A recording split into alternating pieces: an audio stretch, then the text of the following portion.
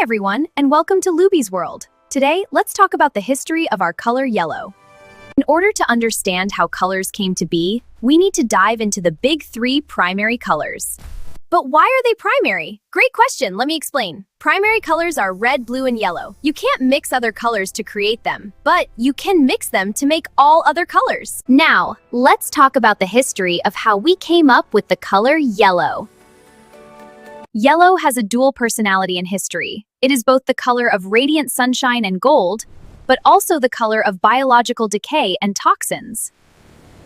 Because yellow is abundant in earth and plants, it was one of the first colors humans ever mastered.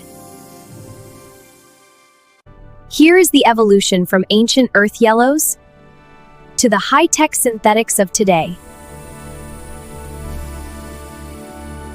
The prehistoric origins, yellow ochre is one of the oldest colors in the human palette.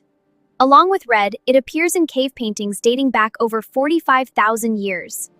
To make yellow, early humans dug up colored clay. They ground it into a fine powder, then mixed it with animal fat or water. It was cheap, permanent, and didn't fade in sunlight. Which brings us to the ancient and lethal yellows. As civilizations grew, they wanted brighter, more golden yellows that earth ochre couldn't provide.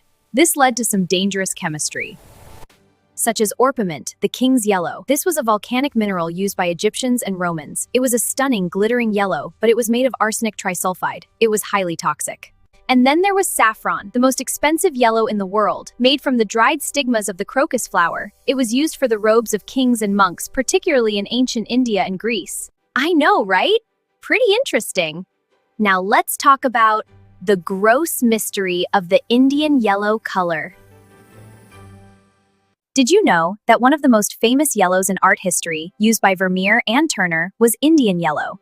For centuries, its origin was a mystery until it was discovered in the 15th century. This mystery was solved when they discovered the source to make Indian yellow was produced in a small village in India by feeding cows nothing but mango leaves. The process to create Indian yellow was a unique one. The cow's urine was collected, boiled, and filtered into puree balls of pigment.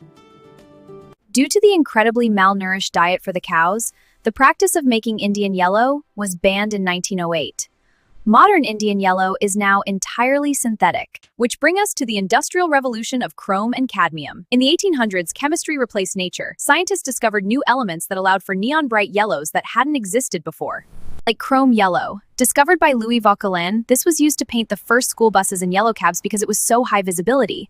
However, it contained lead, making it dangerously toxic, and cadmium yellow. This became the favorite of impressionists like Vincent van Gogh. It was the first time a bright yellow was stable enough to be used heavily in thick oil paints, like his sunflowers. Now we move to modern-day use of high-performance yellow. In 2026, yellow has moved from the canvas to the laboratory and the screen.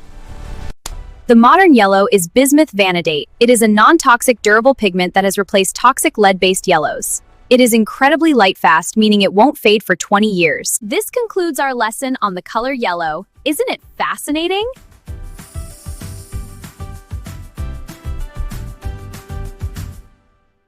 Thanks for watching Luby's World. Don't forget to like and subscribe. In our next episode, we'll talk about what makes our food organic versus non-organic. See you then!